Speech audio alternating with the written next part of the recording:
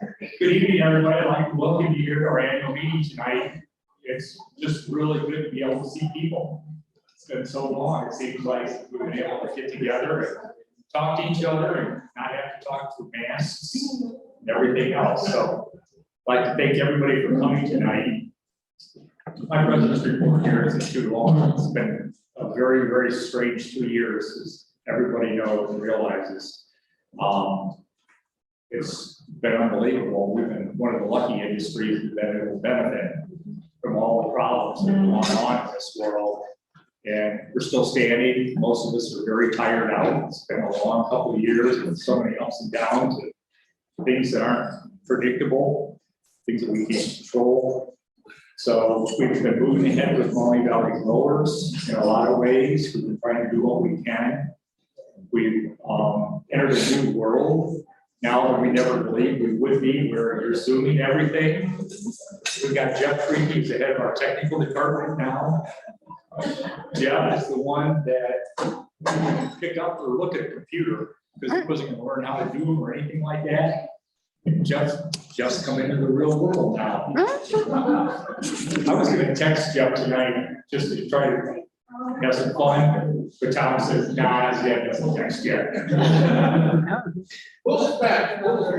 So we have changed a lot now. Most of our board meetings and committee meetings and stuff are all done by Zoom, which helps out a lot of people and stuff that live far away. They don't have to worry about writing in, so it's making it more convenient for everybody. And I think it's probably the way for the future for us is doing pretty much everything with Zoom. So it's a different world out there now than we've ever been used to in the past. It's the whole world. I've been thinking about it the last few days about getting up here, and you just think back. How many people remember party lines? Never had them. Payphones. That gets a few more people, but just all the changes that we've had go on in our lives in what few years we've been around. And just in the last few years, last 10 years, how much has changed for us. The people that come in now, everything's done on their smartphone. I know what the doctors feel like now. Being in the garden center business, everybody comes in and tells you what's wrong with their plants. They Googled it, and now they know exactly what's wrong. I need iron. My plants are starting to get powdery mildew on them, and it's the middle of October, and it's raining every night. It's damp. And my neighbors and my phone and stuff, they said, I need more iron. I got to put iron on my plants yet this fall, so it takes care of that. That's fine. If that's what you want, go for it. So it's a different world out there. People now with smartphones and what they know and what they don't need to know from anybody now. So I'd like to go ahead and just thank our board members that are here tonight. If I could have them stand up for me.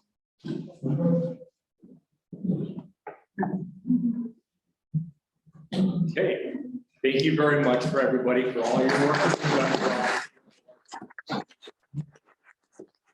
The last 2 years, since last year without an annual meeting, we gave everybody an extra year. We stuck on. And then all the committee chairs too, if you could stand up. See. Okay, thank you guys for all your effort. He's a recycling man. He's worked on recycling for years and years, trying to get it off the ground. He's beating his head against the wall. And then Zach is in charge of our annual meeting tonight. He's in charge of the Education Events Committee. So Zach, very much help everything you've done, thanks to you. Okay, other than that, I am going to turn this over to whoever's next. Well, I'm standing in for Bob. He's couldn't be here for the Treasury Report.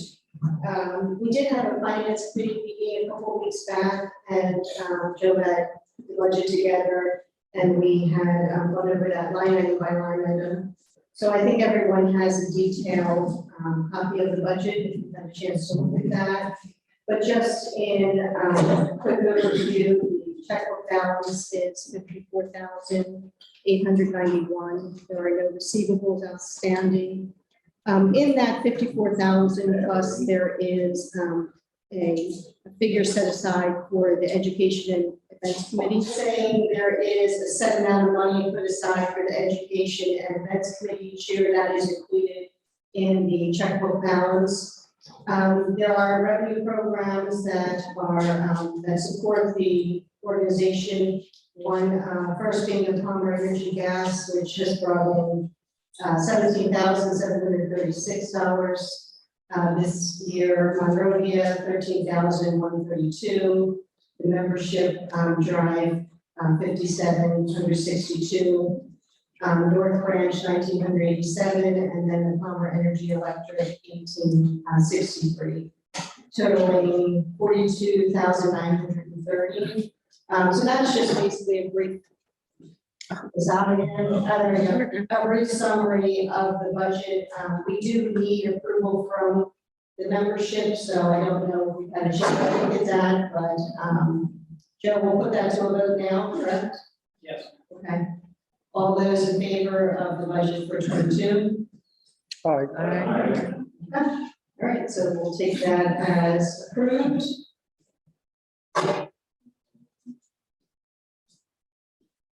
But I'll also take the reins for the business committee. We have not had the opportunity to meet as a result, because of COVID, but that doesn't mean we haven't been working with Joe and the program sponsors behind the scenes to, to be sure the revenue continues for the group.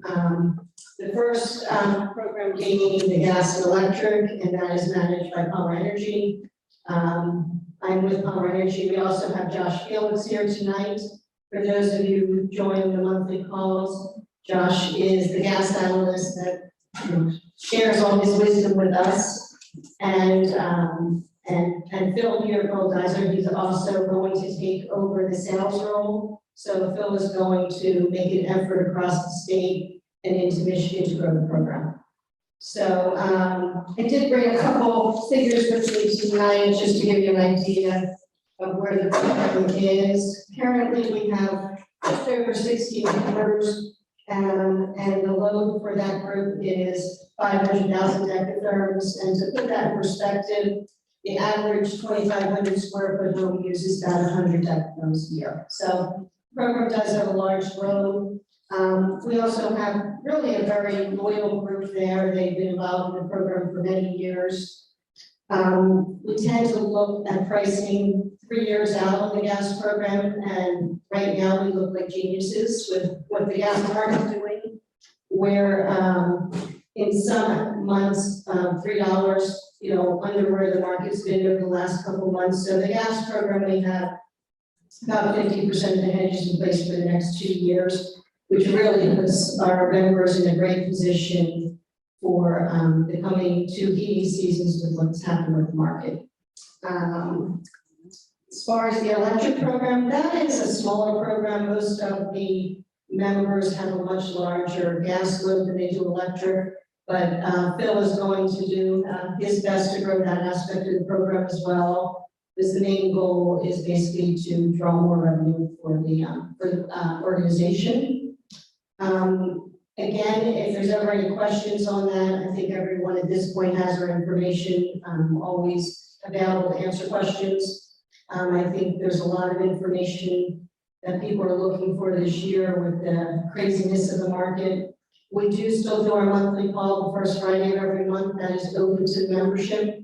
So if you're not getting the reports from Palmer, let Joe know. We'll add you to the list for the weekly report and also for the monthly call. That pretty much sums it up for the energy program. We do not have someone here from Monrovia or North Branch. Those programs are doing very well. They're drawing revenue in. They're a big support system or a great support for the program. But unfortunately, I don't have the information there, but Joe may be able to add something there.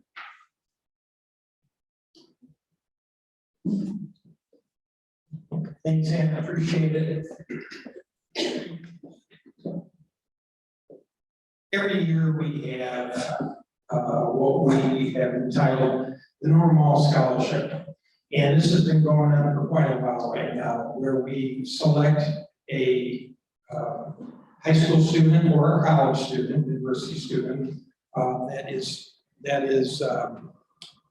Right. That is, yeah, I know.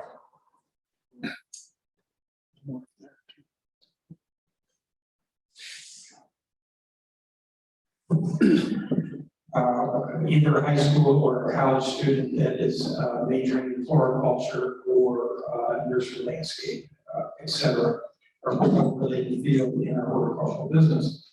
And this year's recipient is Reagan Drager, and if that name looks a little bit familiar, it's because we selected her 2 years ago when she was a high school senior. Oh.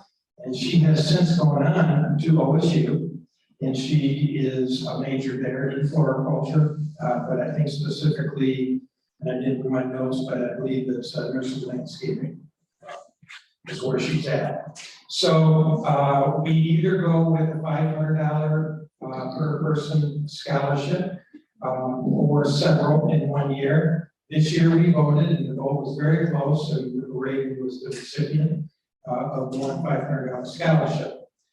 We had plenty of money. If you would have seen the slide prior to that, where we have a little over $9,000 in that account, which has grown every year. So we have plenty of dollars set aside in the future for additional scholarship recipients. So what I normally do is after this meeting here, I will cut a check for Reagan and send it to her, and Lisa will buy her a few books anyways.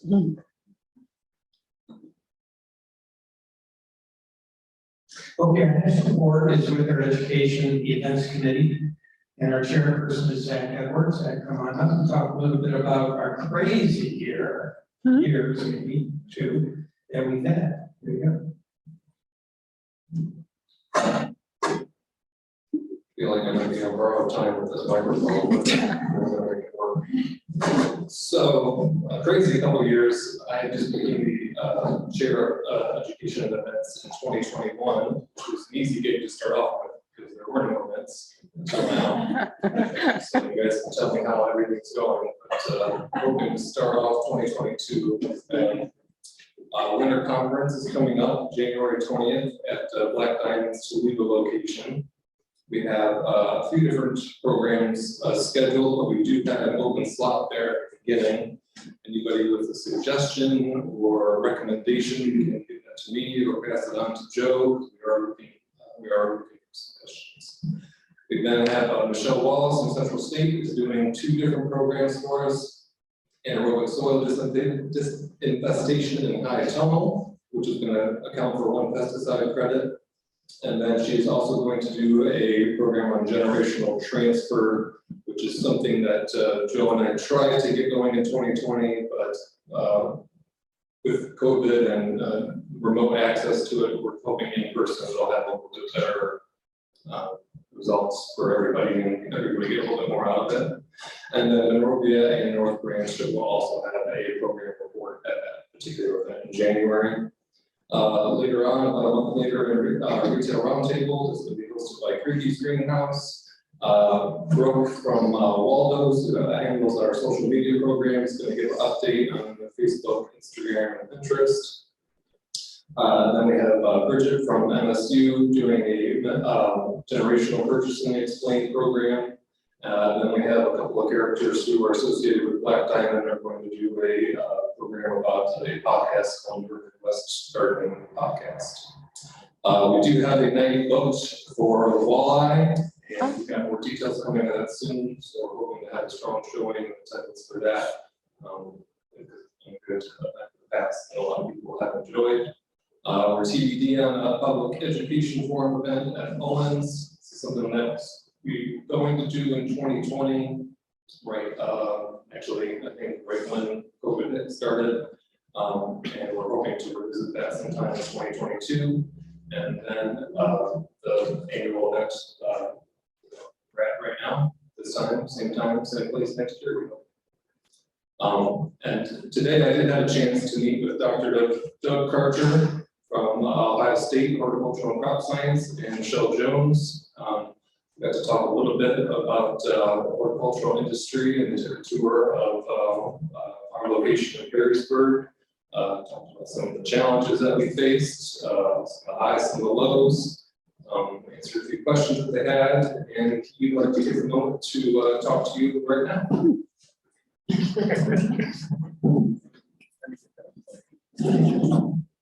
Thank you, Zach. Good evening. Doug Carter, it's a real pleasure to be here this evening and meet many of you. I began the department chair position in Columbus August 1, so I'm in my 4th month. And I'm going to just get this out here right now. I know very little about the floriculture and ornamental industry. My background is in turfgrass science. I've been doing that the last 30 years. And so it's been a real pleasure the last 3 months traveling around with Michelle to the various, meeting the various industry associations and visiting some of the key stakeholders like we did at Zach's place. So thank you, Joe and Tom, for the opportunity to be here today. I've got a few slides here. We're going to breeze through the first few very quick. It's just a little bit of background about me, but what I really want to spend my time with you accomplishing is just one, just say hello and greetings, and I look forward to partnering with you all, and I look forward to Ohio State partnering with you all however we can during my term as chair. And two, to give you an update on some exciting changes that are happening in our department. So do I need to stand over there and advance it, Joe? Nah, it doesn't want the slideshow for some reason. Well, so now that we really won't go into slideshow mode. Okay, that's fine. Just a little, I spent the last 20 years at the University of Arkansas as a turfgrass researcher, but I do have ties to Ohio horticulture. Actually got my start in the industry at about age 9 or 10 mowing lawns in Richwood, Ohio, which is in Union County. Grew up just north of Marysville. Wanted to be a golf course superintendent. Started working at the golf course at Marion Country Club when I was in high school. And so I majored in agronomy at Ohio State back in the early 90s, specializing in turfgrass management. Thought I was going to be the next superintendent at either Inverness or Augusta National, someplace like that. Didn't quite work out, but graduate school was in the cards. And so I spent some time up at Michigan State and then moved to Arkansas in 2000. And was in Fayetteville, Arkansas in the Ozark Mountains until July of this year. Loved it there, but had an opportunity to take the chair position and be back in Ohio, close to extended family. And so I'm thrilled, my family's thrilled to be back in Ohio. A little bit about our department. We're going through a lot of changes, especially in terms of our faculty and the ornamental side of things. We've lost several faculty over the years that hadn't been really replaced in a timely manner. We're actually down 3 full-time faculty, Jim Metzger, the former chair, Claudio Passian, who provided extension support in ornamentals, and then Pablo Jordan, who's the director of an ornamental plant germplasm center. And I'm excited to announce that just within the last month, we have been approved to fill 5 faculty positions in our department, which is great. I'm really excited about it, but I'm also a little bit scared and nervous about all the work. That's a lot of work going through faculty searches and getting those filled. But directly related to you all, and hopefully, which will positively impact you all, 2 of those positions. One, we are refilling the director of the Ornamental Plant Germplasm Center. That's going to be somebody that has expertise in ornamentals, likely with propagation issues. There's a very good chance they'll come in at the associate professor level, and we'll have a big research appointment on propagation, but they will also have a minor extension appointment. So they will be able to help all of you that may be dealing with issues in plant propagation and transplanting. The second position, which I think is even probably more exciting to you all, is a state specialist for, I think we're officially calling it sustainable nursery and greenhouse management. That's going to be a 50% extension position with a minor teaching and research component also. We're going to be a partner of Michelle Jones. So Michelle does a lot of basic work, research, also some applied research. This person will be doing a lot of applied research and then taking all of the science-based findings coming out of Michelle's lab and their own lab and getting that information out to the industry in Ohio to ideally help you do your jobs better, address issues that you're dealing with, and just make it a productive output for everybody involved.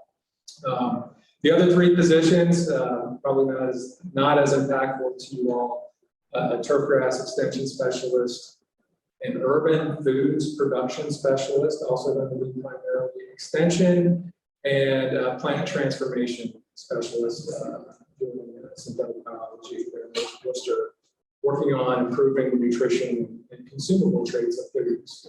So I'm really excited about all 5 of those positions, but again, 2 of those will directly impact you. One slide, if you can scroll down, if anybody's on social media, we are also, it's probably like slide 7 or 8, Joe. Yeah, it's kind of, is that we have a greater presence now on social media. One of my goals is really to let people across the state and beyond know that we exist. I don't think the department excelled in that area in the past, so we've revamped our social media pages. And if anybody's on Twitter, it would be great if you could give us a follow. We'll give you a follow back. We're at OSU_report_sci. We are also trying to do a better job of partnering with our regional campuses, Lima, Mansfield, Newark, and Marion. Also at ATI there in Worcester, to offer some course content in the freshman and sophomore levels there to create some pipelines for undergraduate students coming back into our department so we can graduate more students ready to get out of the workforce and work with you all. And speaking of undergraduate students, Joe, thank you and the association for the support of Reagan as a sophomore in our department. It's fantastic that you're supporting our students, and we really appreciate that.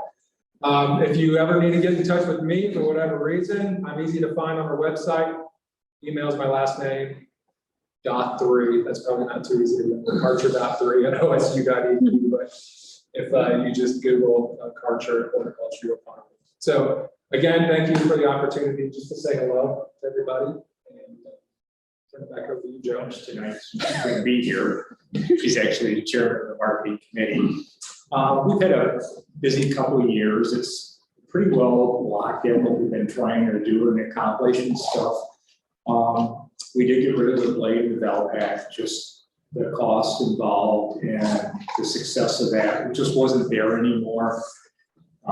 It's the changing times. The print media is expensive and the results just aren't there.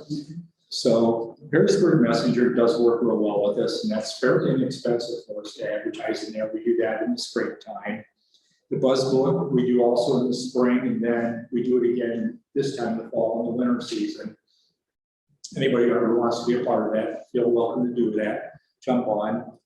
Our social media, we keep working more and more on that every year, trying to do what we can. We worked hard this year trying to allow people that weren't up to speed on Instagram, Facebook, Pinterest, and those things like that. We can go out there and work with them individually to try to help them get a handle on these different forms of social media, try to give them the extra help they need. Most of our programs work that our posts and the things we do just get transferred on the Maumee Valley Grower website or social media program. So we've been trying to do what we can there to try to get that going better.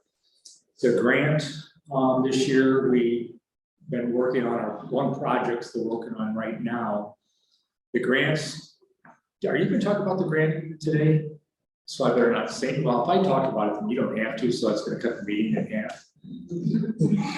Okay, I'll say much about the grant. But one thing we are trying to do this year is, the idea came, if you look at NECA and some of the different unions and stuff on TV, they were advertising, trying to get people to come and join their unions and get working and stuff and go through their education process. And we thought, hey, what would happen if we did something like that for the greenhouse industry? So with the grant, since we were reaching across the different generations and stuff, we were able to justify the use of funds for doing that. And we're putting together a commercial that'll air in this spring to try to let people know out there that there's an opportunity to work in the local greenhouses. And so hopefully we can maybe get some quality people that will think, hey, you know, I never thought about working in a greenhouse. I kind of like doing that. So until, yeah, you don't tell them all other things. But so that's one of the things we're working on right now. Mike Jameson that did some spots for us. How many years ago was that? 4 or 5 years? Maybe 3 or 4. Yeah. 3 or 4 years ago for Maumee Valley Growers. He's putting this together right now, the time trying to do that. They've been out and interviewed some different employees at different greenhouses and just getting different shots and trying to put together the segment stuff that we can air on TV. So hopefully, maybe this spring that'll help us find some new people to help work in our garden centers and greenhouses. Time will tell on that. And then the website, Joe's always trying to keep that up to date. Again, here with the website, Joe needs your input. If you've got anything going on in your greenhouse, specials, anything like that, get that information to Joe so we can get that put up on our website all the time. A lot of the programs we have, it really comes back and falls in your own lap of getting in touch with Joe, get in touch with the social media, doing your posts and things like that to be able to take advantage of what Maumee Valley Growers can offer you. I think that's about it. Did I forget anything? No. Okay. You ever had any questions, suggestions, ideas? We're always looking for people on the marketing committee. And now with Zoom, we're Zooming all our committee meetings, so you don't have to drive anywhere for them. You can sit right at home and be a part of it, but all of it, anything we can do to find out what we can do as a marketing committee to help our members and stuff is a big help. So thank you.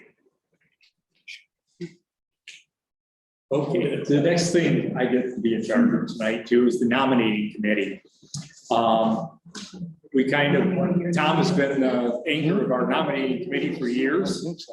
But this year, we weren't quite sure we were even having an annual meeting. With COVID being up and down and all around this summer and this fall, we weren't sure until our board meeting in October if we were going to go through with it. So we decided that meeting, we try to just put our heads together as board members and come up with a slate of people to do.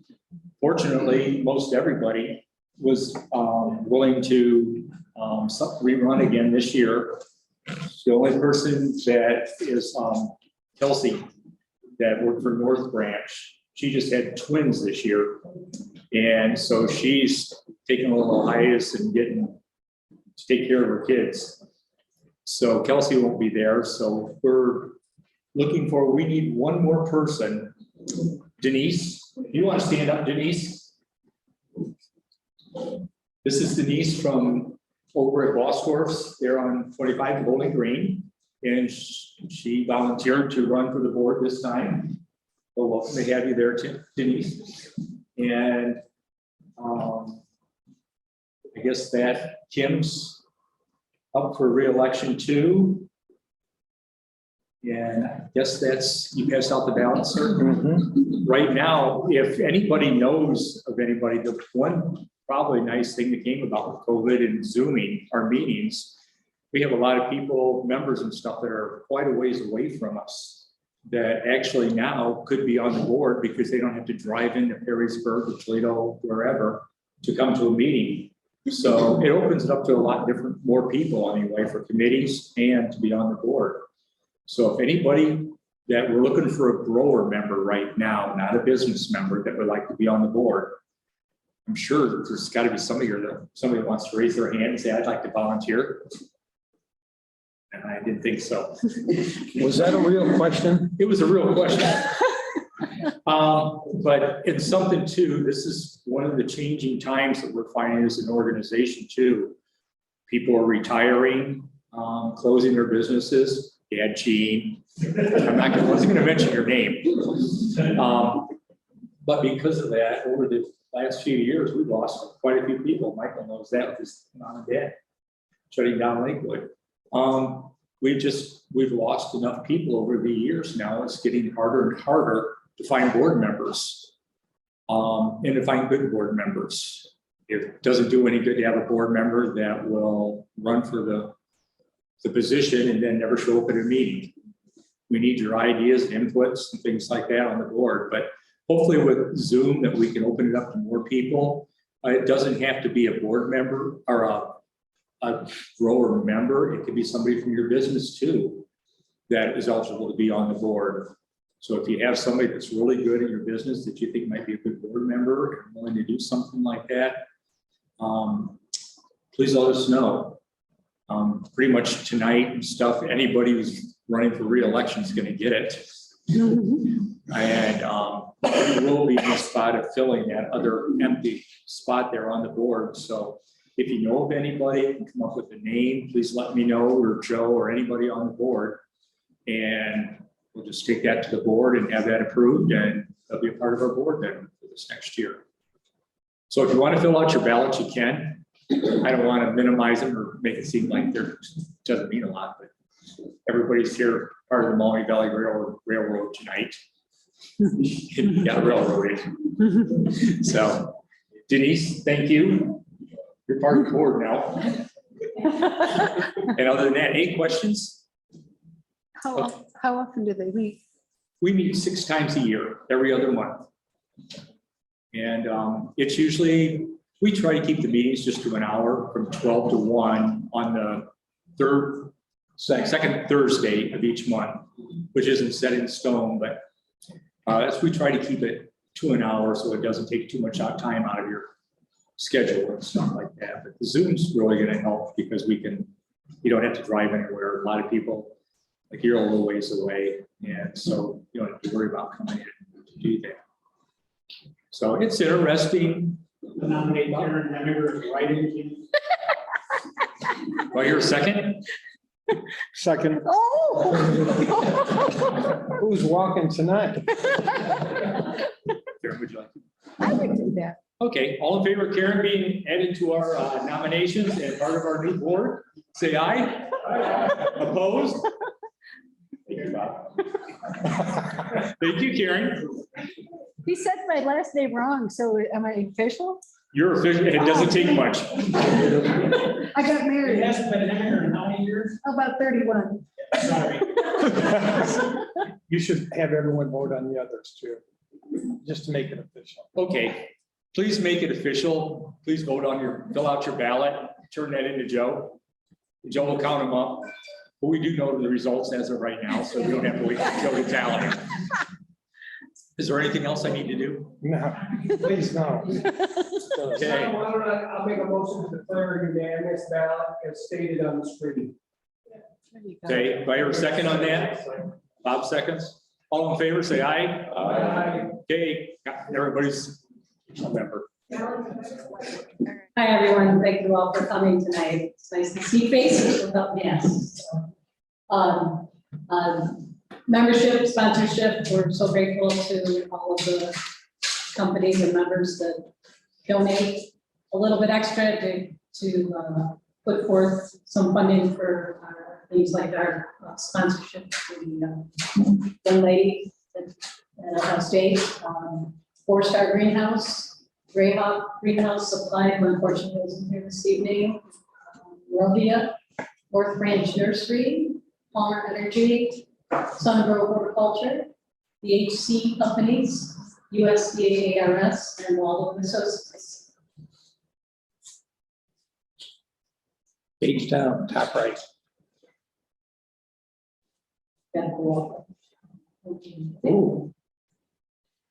So these are the fees for the gold sponsorship. It's $350, $25 silver. That supports our winter conference, retail roundtable,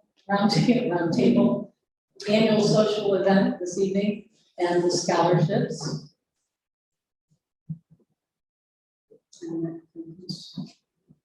Yes, I think. I would just like to say that after seeing that list, we all know that we have paid other vendors other than those few. The ones that are there, thank you, because associations in the country are disappearing. Sure. And I said I was going to do a better job of validating and getting somebody, even if I had to guilt them into thinking they should be long. But somehow I think we do need to press more. So everybody think about 2 seed sales right now, I should say. Hey, it's the beginning of the year. You gotta join our association and we gotta still try to keep this alive. Yeah, and we've had more in the past. I personally reached out to several too, who were supportive in the past and then Yeah, they fall away. Yeah. So let's renew that spirit and everybody try to ask it. And Yeah. so put some kind of membership thing in our email that each one of us can print out. and hand. Yeah, I thought that should actually be on the website. And I don't think you can pull it up. Because I tracked. It should be on there. Is it now? The list of our members are under different categories. It's under membership, sponsorship, and education. It's under the home drop down. So a Yes. member could just say, all right, I'll just be a member. Yeah, and they don't have to attend anything. They just want to sponsor. Yeah, yeah, and we've offered that out there. Like I said, last year was certainly a freakish challenge to try to get out of it. So yes, thank you. All of them. We'll continue. Let's see if I make friends with this microphone. You got to put it up pretty close. Okay, so we just want to give an update tonight on our unit, and so just to let you know that forward facing, we've been a little bit quiet as we've had some restrictions on being able to visit stakeholders and do our trials, and I for one am enjoying the fact that we're able to participate in meetings virtually, but also I am more than ready to get the green light to be able to get back out.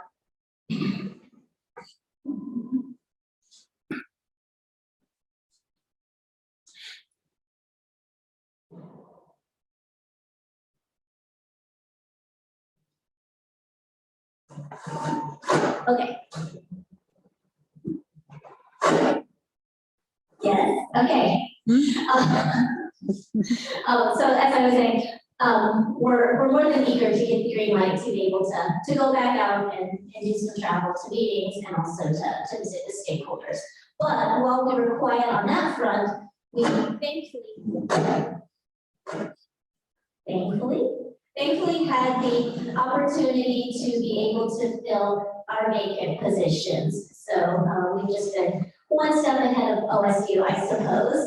And so just wanted to introduce you to the new scientists that we brought on board in 2020. And I'm just gonna roll through and say that we still have James Altland as our research leader, who is fearlessly heading us up from the Worcester location. And then we still have our current team. We haven't had any retirements recently, so we still have Mike Redding and Chris Ranger as the 2 entomologists on the team. And currently, both Mike and Chris are doing research with ambrosia beetles and red-headed beetles. And Chris has taken an interest in some of the insects that are present in controlled environments, especially looking at mushroom production. And then many of you are familiar with Pepin from his research with spray trials and looking at sprayer designs. And then me, thankfully, I'm still part of the team as well, bringing the horticulture aspect to it. And so then now to bring you up to date on the new hires that we brought on board. So Jim Owen came on board in January of 2020 as a horticulturalist. And he came to us from Virginia Tech, so you may know him from his time there as a professor. And his areas of expertise are with soils and substrates and fertility. So looking at different ways to engineer the substrate components for nutrient management and water management. And he's also very interested in water quality and water drainage. So with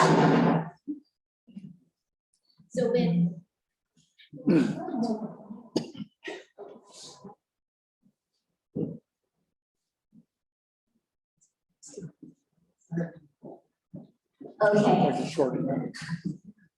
And so Jim is also interested in looking at the fate of water as it enters nurseries and as it leaves nurseries, both in terms of where it goes and the nutrient composition, both in terms of managing and capturing and treating the water.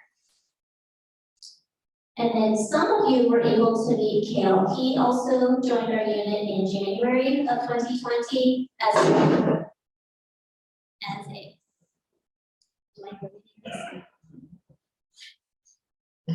It probably needs a battery.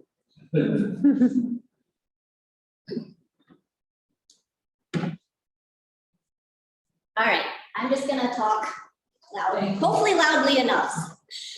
So Kale joined our group in 2020, and he is an agricultural engineer. He came to us from Cornell University, and his areas of expertise are looking at energy modeling in controlled environments, both in greenhouses and indoor warehouse vertical farms. And so he'll be doing research looking at modeling energy use and improving energy efficiency in those systems, as well as looking at lighting designs for being able to improve uniformity and spatial intensity of lights. And then he's also doing some improvements on the engineering equations and modeling that goes into the virtual grower software program. And then Shimmy Marzano is a research molecular biologist who joined our team just over a year ago.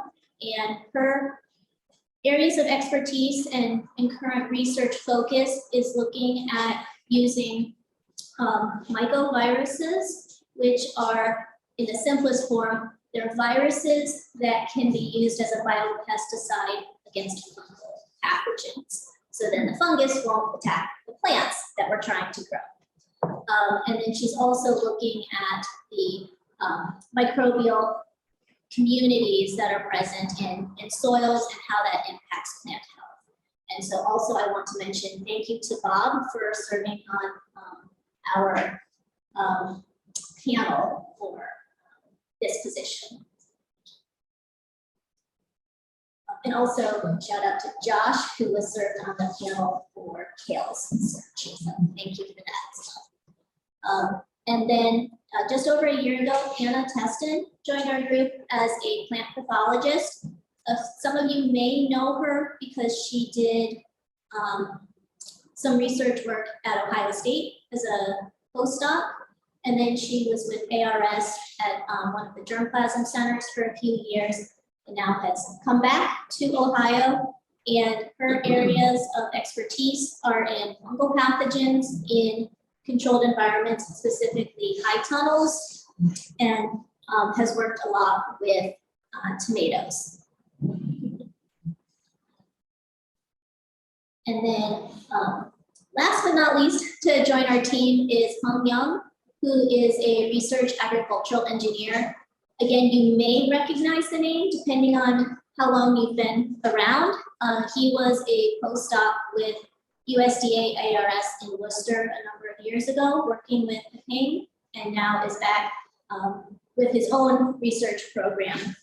And really is going to be looking at additional components of sprayer technologies and spray deposition, and how to improve uniformity of sprays onto crops. And that includes looking at crop protection products and different adjuvants to help with leaf surface coverage. So with that, I know those folks could not be here in person today, so I just wanted to give you some updates on names and faces, and please welcome them to the team. And if you have any burning questions for them that are within their areas of expertise, please feel free to reach out. And if you can't find their contact information, you can also let me know, and I can put you in touch with one another. So thank you for your ongoing support for USDA ARS and our team here in Toledo and in Worcester. Thank you. Joe?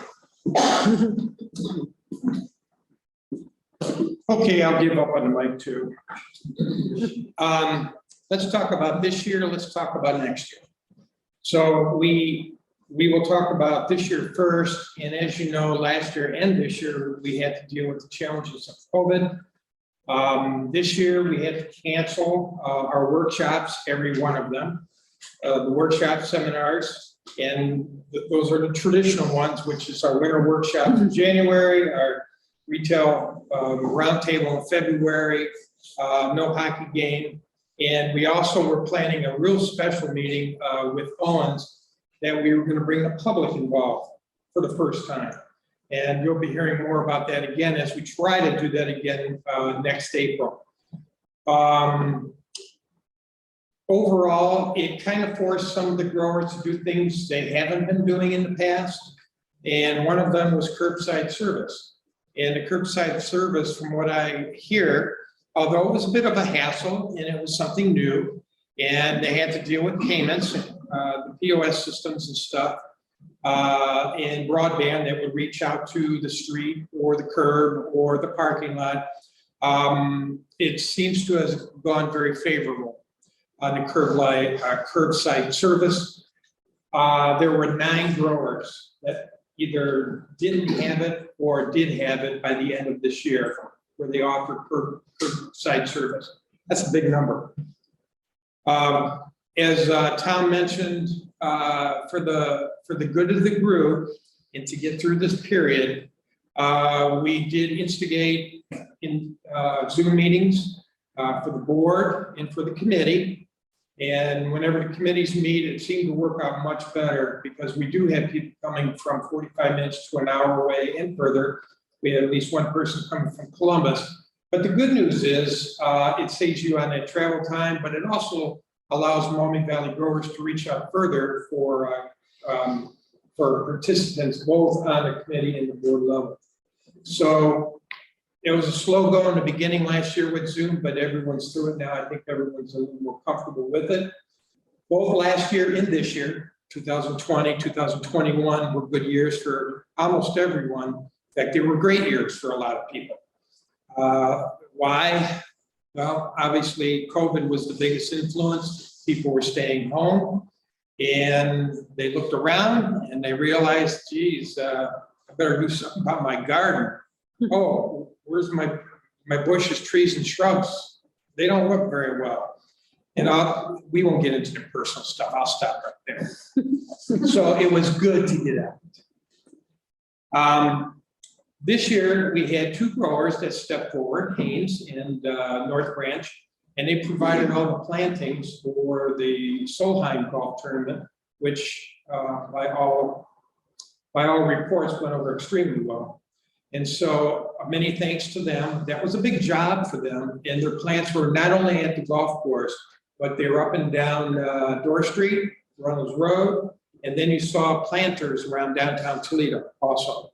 It all came from these 2 Maumee Valley growers, and I thank them for participating in that. That was a big deal. That was about a 6-month commitment to plan all the way through to that point. since we got our first call from ProMedica, which was one of the sponsors. Let's look at just a conversation on the grant. I'll go through this pretty quickly. This was a USDA specialty crop grant. It's the second time we got a specialty crop grant in the last 5 or 6 years. This one was for 50 grand. It was over a 2-year period, which was last year and this year, 2020. Well, let's just say technically it started October of last year in 20, and it goes through the end of September in 22. So we're in our second year right now. That's the federal cycle. And some of the things we did is Plant Something program was initiated, and that was done on all of our advertising pieces, where it said plant something, and we had 26 growers participate in that, which is a record number. Very happy with that.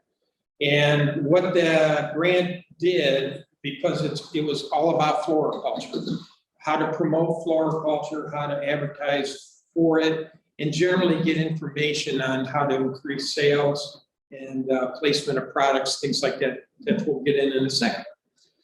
26 growers participated in that. We had signage printed up at no cost to them. We distributed it. We were concerned about value. So we had signs printed up that said sale, and we had signs that printed up that said an environmental message that might say, okay, this plant or these kinds of plants that were at that display area produces X amount of carbon dioxide. Also, it's good for the environment, blah, blah, blah. We had those 2 signs, and we evaluated the effectiveness of each of them. And that was done in our research project, which I'll get to in a sec. We drastically expanded our social media program. Again, this is all as a result of this grant and how to increase sales. 10 growers participated in this program, and we hired a person to help us out with our social media program, Brooke Sharif. And Brooke basically contacted all of you at one time or another or more and asked if you needed any help with the 2 add-ons. We were doing Facebook, so we added Instagram and Pinterest. And we had 10 people participate in that assistance. I was happy with that too. It was nice to be able to reach out and give something back to everybody. The generational purchasing research was an interesting one that kept me busy for 2 months. I haven't done anything since, so no big deal. But we tried to get 5 greenhouses, but we had a problem with 1 location. So we doubled up on 1. And we went with 4 greenhouses. Now you say, well, what do you mean you had problems? Well, we had problems with the broadband and the wireless. And the reason is this particular location had block walls and it wasn't penetrating far enough for our Link wireless cameras, which were set up to observe and film and record how purchases were made on a display in each of these 4 greenhouses. And 1 greenhouse had 2 locations. Now, what's interesting about that is USDA and OSU and any of the other academics know, to do something like that in a controlled environment at the university is impossible. Because you guys know, you gotta have a release anytime somebody would come in and tell them, oh, by the way. Well, you can do this in the private sector, but you can't do it in the public sector. So we did partner with Bridget Behe from MSU, because she had prior expertise in prior publication releases in the way people and generations purchase. I'm not going to get specific to that, but if you look at the gold or yellow paper there, it gives you the highlights of what we discovered in that 8-week program. You can read through that. We're going to have Bridget talk specifically about that at a retail roundtable over in February. And some of some of what was recorded was pretty interesting. What we were really trying to do is determine how people buy, what turns them on when they see a setting of plants. And we wanted to know what the differences were with all these generations. And there is a difference. And, you know, like Tom talked about historically, we used to do the Blade and Velpat, you know, hard copy advertisement. No more. It's more social media. Same thing with the generations. They purchase differently, but you'll hear all about that in February. But one consistent thing I can tell you, because I watched over 10,000 segments, they're called elements or events on these cameras. And what I would do is I would first view them, without getting too specific, first view them, somebody made a purchase, somebody picked it up, did not make a purchase. I emailed that segment, which usually lasts less than 10 seconds, to my home computer so I could see the bigger screen and determine all kinds of things, you know, their age, sex, time it took for them to make a decision, did they have kids, all this stuff was recorded. And one thing I can tell you though, consistently, the males that go in with the female, they're always behind the female pushing the cart. Yeah. Flowers are put in. Yeah. Yep. Yep. Also We children. lift heavy objects. What's that? We lift heavy objects. Yes. See, I gotta be careful with this male-female stuff. But the other thing is, if they had any kids, the purchases were faster, half the time, maybe faster. Why? Well, they're running around the place, or they're sitting in the car and they gotta, you know, do parental things. So anyways, you'll see more of that in February. It was fascinating. Now, the trick is, what do we do with this information? What do we do with it? And that's something our marketing committee will talk about to try to implement next year. Let's see. Oh, I posted a podcast yesterday on the Maumee Valley website. It was between, it was reported 2 months ago, between Bridget and myself, and it's in 2 parts. I think there's a 10-minute segment, a 15-minute segment, so you can see that. She's also investigating whether this is newsworthy enough in our industry to see if she can publish it on behalf of Maumee Valley Growers as a participant. She found it absolutely fascinating that we could set up cameras and record people. She said, man, I can't do that. So I said, well, we can. So we did. Next year, as Tom mentioned, our video was, we got all the film completed. It's in post right now. We plan on doing a 30-second, a 60-second, and a 3-minute internet segment. The 30 and 60 is intended for PSAs, so we can get them on the air, probably some obscene hour in the middle of the night for free. But if we have to pay for it, we have money in our grant, that's fine, we'll do that. The whole thing on this is trying to hire new employees, whether they're first-time employees, you know, 16, 17, 18 years old, still in school, or whether they're seniors, and they want to get out and do something with all their experience.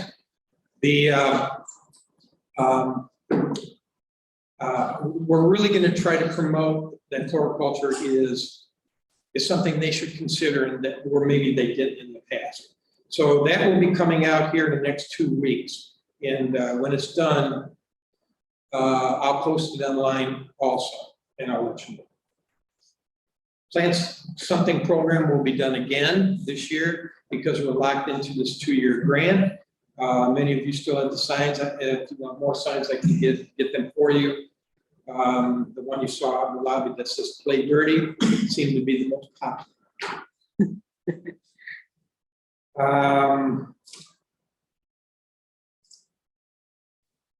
Some of the research we have to do this year, we haven't quite figured it out yet, is we want to, like I mentioned, we want to implement the generational purchasing findings some way where it makes sense. It does truly increase our sales.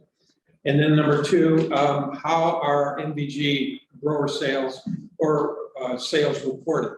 Are they reported only on the cash register? Are they recorded with a handheld? Are they recorded in the shoebox? Are they recorded with somebody out in the parking lot doing a curb service? Is anyone doing online sales? You know, this is what we got to really dig into and bring up to speed.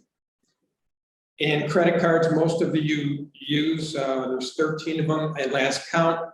The grant requires that we get these numbers, among a lot of other information.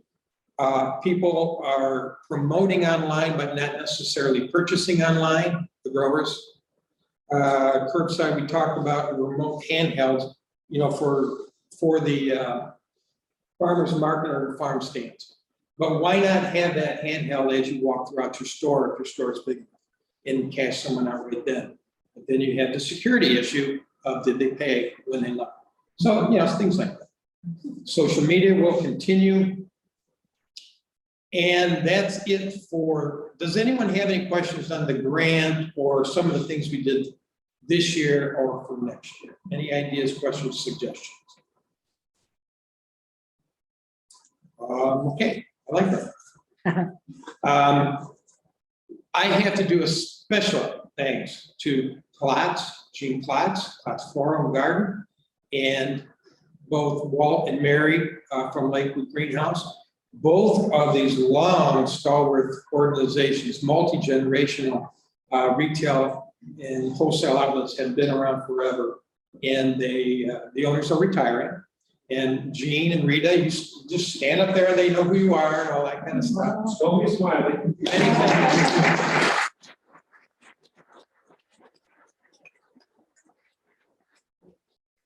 Did you want to say a few words? I know Walt's not here, but what do you advise people retiring? What did you feel like? It all happened real quick this spring, and we didn't have a lot of acreage. We had like, at one time we had an acre of the cover, and we had 27 acres, so we were just kind of feeling 20 in the back in the city. And then we were down in the bed, and my son called and said, there's 3 people, the rest of the land. So it all kind of went real fast. Unfortunately for Bowling Green, maybe more fortunately for Bossler, nobody bought it as a business. More of a land purchase. Buildings are there, but nothing being done now today, but we know market. But it happened real quick, and we were ready to get out of it. Reed and I have been married 51 years, and we worked there. So, and of course, business was 103. And I worked in Lakewood back in '68 years. And that's where I learned how to work. Yeah. And so that's the way that went. And we're, maybe I can take bids on a good watering person. Not this year, but next year. But I'm going to be off on Mother's Day. Really, I've never had a Mother's Day off, which we all know. That's so this is going to be our first Mother's Day off. Smile. Yeah. And so that's what happened. And I'm going to do a little writing here tomorrow. On Saturday, we have to be the honorary parade marshals for the Bowling Green Holiday Parade. So that's a different kind of situation. We'll be on TV. So I got to practice some ways. It's like this.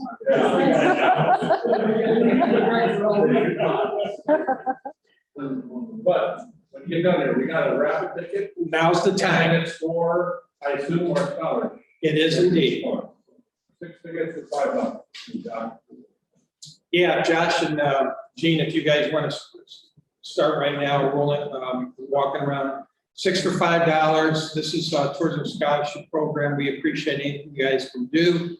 We'll have the drawing immediately afterwards. We also have 2 gifts donated by Bob Jones over at the Chef's Garden. And we'll have Bob, why don't you stand up and explain what it is? You can explain better now. You have 2 items. Well, I thought, you know, when you're from more than an hour away, you're not connected to what's going on. I remember the last several years, we had a whole room full of things out here. We raffled those off and made scholarship money. So, of course, I called Joe this afternoon and said, Joe, are you doing that this year? He said, sure, right? Great association executive, always willing to take freebies. So I brought some, and I guess I was the only one. So there's a box of vegetables. Now, if you guys grow freebies, I don't expect you guys to bid on this. Okay, you got your own veggies for Thanksgiving. So But Can we bring a full report, face test review? you're welcome to do that. It's all going to the scholarship. That's a Thanksgiving box that we sell online. That has heirloom sweet potatoes, lettuce, spinach. It's everything you might need but the turkey. No turkey. Sorry, that was Joe. Joe will bring the turkeys if you will cook the rest of the vegetables. The second one is, we were fortunate about a 3-year project on a book that we've been selling for about a year now. It's a cookbook, recipe book, lots of color photos. It's a coffee table book. It's £5.5. It was released about 3 weeks late because it was on a boat behind something crossways in the Suez Canal. Finally made out. So it's 2 different items. The book retails for $50, the box retails for $100, and Joe's going to auction it off. Every penny goes to the scholarship. Thanks, Bob, I really appreciate it. Yes, you're right. We're gonna take about 2 minutes to to take contributions. So please network, please talk. After we're done with the drawing, we're basically done, I believe. Let me look here real quick. Yeah, I'll just talk for a second. I want to thank everyone. We normally have around 60 people at this event, 60, 65. We're down to 40, roughly 40 this week, or this year. But we didn't meet last year, and we couldn't because of COVID last year. But this year, it was possible because things were kind of getting out of harm's way a little bit. So we decided to proceed, at least those that could make it, we appreciate it. And that's who we have here.